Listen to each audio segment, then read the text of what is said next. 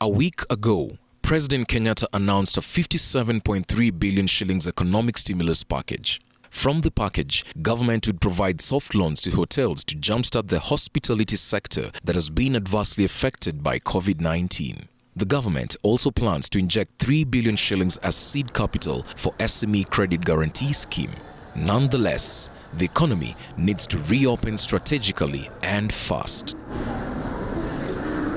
According to Richard Ngatia, the president of Kenya National Chamber of Commerce, businesses need to reopen soon in full compliance to COVID-19 containment measures.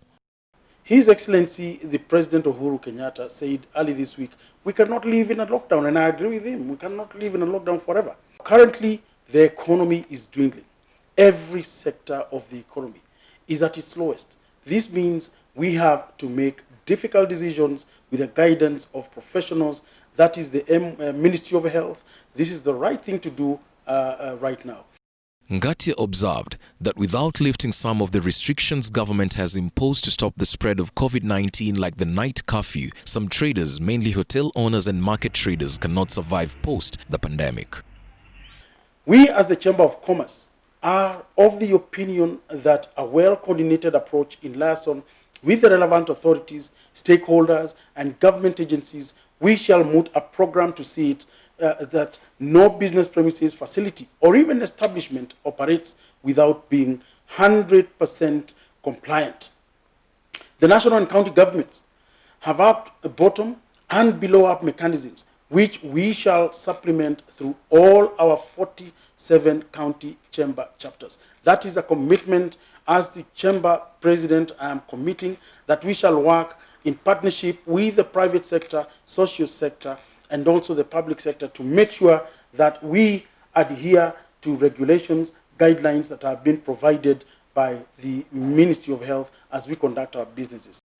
Ngatia, who was addressing the press in his office in Nairobi, said some of the affected traders have been rendered penniless and their businesses are on the verge of total collapse.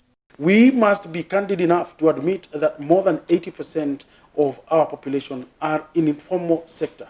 Only a marginal proportion is directly employed by government. And while still, majority of our youth and women earn hand to mouth. Those who are small traders, those who are in retail business. Most of them are doing these businesses after hours. They're doing their businesses at 7 p.m. to 5 a.m. What happens with Mama Mboga? They have to get their produce as fresh from the farmers so that they're able to get and reach the market before 2 a.m. or even 5 a.m.